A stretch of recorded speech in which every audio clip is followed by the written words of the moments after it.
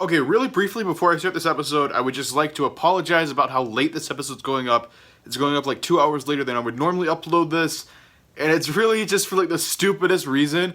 My battery, my camera, yeah, it died, so I couldn't film. And for some reason, I like lost like my duplicate batteries like in Philadelphia or something. I think I may have left them at the hotel or something. So I only have one battery, so I had to charge that. So I'm sorry this is really late, but enough of me running my mouth. Here is episode number 135 of WWE News and Rumors. Ladies and gentlemen, welcome to WWE News, episode 135.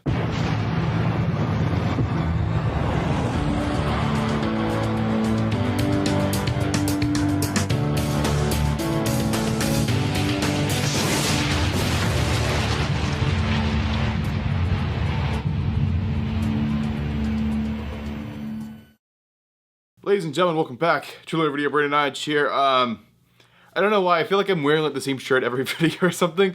If you don't like watch every video, it might seem that way. I think a few people have commented on it. I don't know what happened, like I'm missing a lot of my wrestling shirts. I don't know if they're just all like in a suitcase that I haven't unpacked from like one of the trips I went on or something. I don't know. Hopefully I can find like my wrestling shirts soon and switch up the shirts, but hopefully that doesn't interfere with your enjoyment of the episode. But ladies and gentlemen, welcome back to another episode of WWE News. So before I actually get started, really quickly, that's why I'm talking pretty quickly, I am going to go ahead and run through what is in WrestleCrate. WrestleCrate is actually back. I don't know if I've actually done a video with the new crates, but they're back. They're under new ownership, I think. But really quickly, like 30 seconds, I'm going to run through everything in the crate. Then we'll go ahead and get into today's episode of WWE News and Rumors. So let's see what's in the WrestleCrate.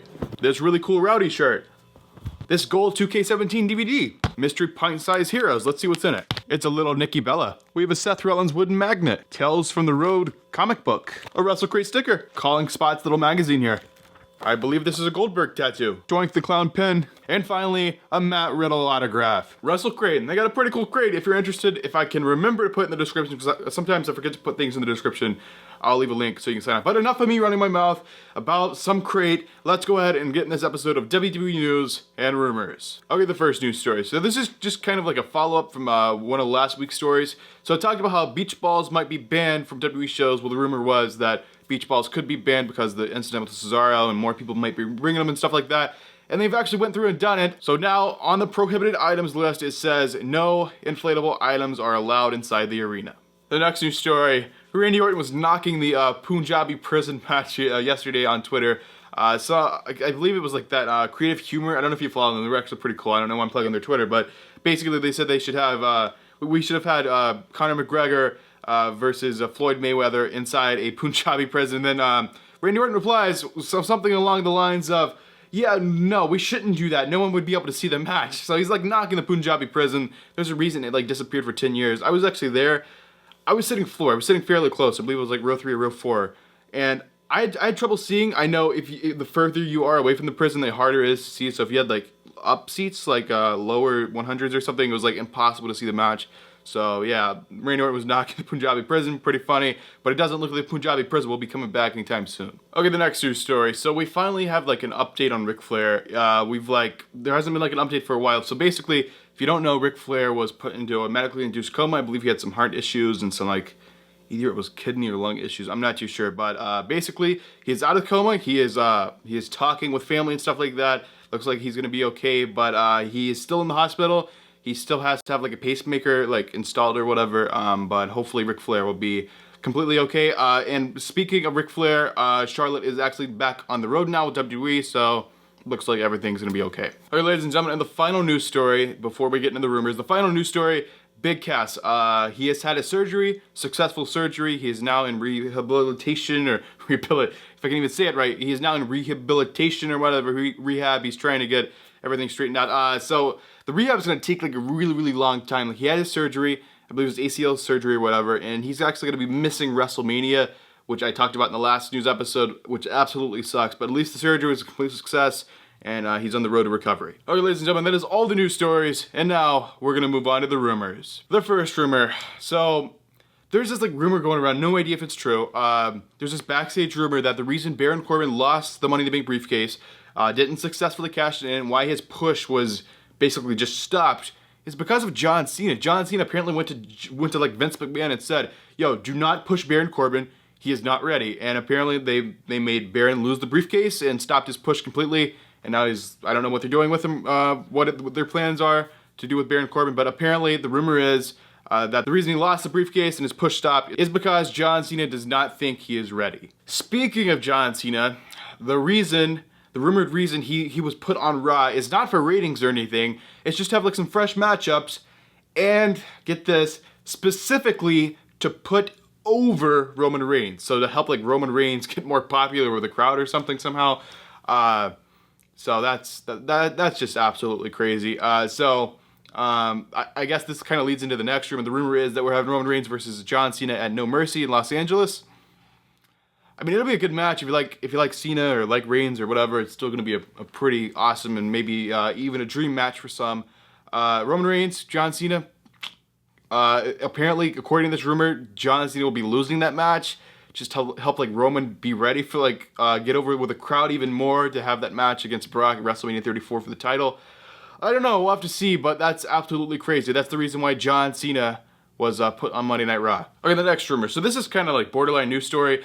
This is very odd. So the Staples Center is advertising Sami Zayn for No Mercy, and No Mercy is specifically a Raw brand only show. So is like Sami Zayn is he gonna be put back on Raw or something like that? I don't know what's going on. Maybe it's just like someone screwed up and put him on the Staples Center website. It's kind of odd that they're advertising Sami Zayn for a Raw exclusive show. Okay, the next rumor. So something amazing happened last week. Shelton Benjamin made his return to the WWE, and it looks like he's going to be tag teaming with Chad Gable. New tag team. Are they still going to be called American Alpha? I don't know. But the rumor here is Shelton Benjamin reportedly just like signed the contract last week. So like he signed and then went right on TV. Kind of insane. They didn't sign like months ahead or something like that. But Shelton Benjamin back should be pretty entertaining. Okay, the next rumor. So this one's kind of, actually this should be in the news section. I'm not sure why I put this in the rumors, but anyway, there's been like this rumor going around for like probably like a month now that Rusev asked for his release from the WWE, and as well as Lana did. Lana and Rusev were gonna leave WWE. That was the rumor, but I didn't report it because I'm like, no, there's no way that's true. There's like nothing confirming that. I'm not gonna report that. And yeah, it's fake. Rusev has been playing with people on Twitter, pretending like he's actually leaving and then denying it and all this, just playing with people's emotions. But it looks like Rusev did not ask for his release. Okay, the next rumor. So this one is going to contain a giant spoiler alert. If you follow NXT on Twitter, you already know about this, so I just want to say that. So there is going to be a spoiler for, like, skip ahead like 30 seconds if you don't hear the spoiler. So as we all know, Asuka, she let go of the NXT Women's Championship. She got stripped of the NXT Women's Championship. Apparently this is just because she has an injury. She got injured at like TakeOver. I think it was like something to do with her collarbone or something, a collarbone injury, I believe. But of course, as soon as she like got stripped of the title, there's rumors, oh, she's going up to the main roster. I have no update about that, but the update here is what is going to be happening with the NXT Women's Championship. Apparently, they're not going to have like some kind of weird tournament just to decide like the new champion. They're going to give the title to the winner of the Mae Young Classic. I believe I'm not too sure if the finals for that have already been filmed or whatever, possibly. I mean, I'm not sure, so I'm not going to say if they were or weren't. But the winner of that is rumored to be getting the NXT Women's Championship. That's not confirmed. That's just the backstage rumor. Okay, ladies and gentlemen, and the final news story, the final rumor, the final thing I will be talking about in this video. This is very, very interesting. So the New Day, they lost the titles at SummerSlam, right? That's kind of odd. They're like flip-flopping the titles between New Day and the Usos. I don't know how many times more they're going to do that, but this rumor is crazy. The rumor is that, as we all know, the New Day are the longest reigning tag team champions in the WWE history. They also want to have them to be the tag team who have won the titles the most. I'm not too sure. I believe the record's like, don't like hold me to this, but I believe the record is 9, and I believe it's held by like the Dudleys maybe. So they want the New Day to beat that.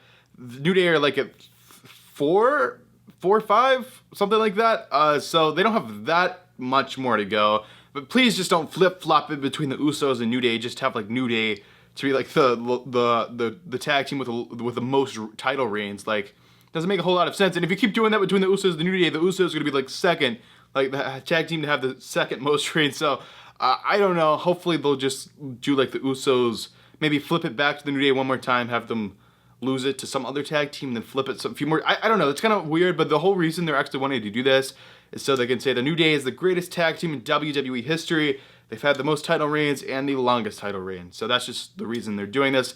It's complete rumor, but it looks like it may actually happen. So you guys have it. That is this episode of WWE News and Rumors. Hopefully you guys enjoyed it. This is the end card. Down there's my second channel. Over here some previous videos you guys may have not seen that you'll probably enjoy. And if you guys haven't already, make sure to like this video. And if you're brand new to the channel, make sure to subscribe. It's absolutely free. I will see you guys in the next video.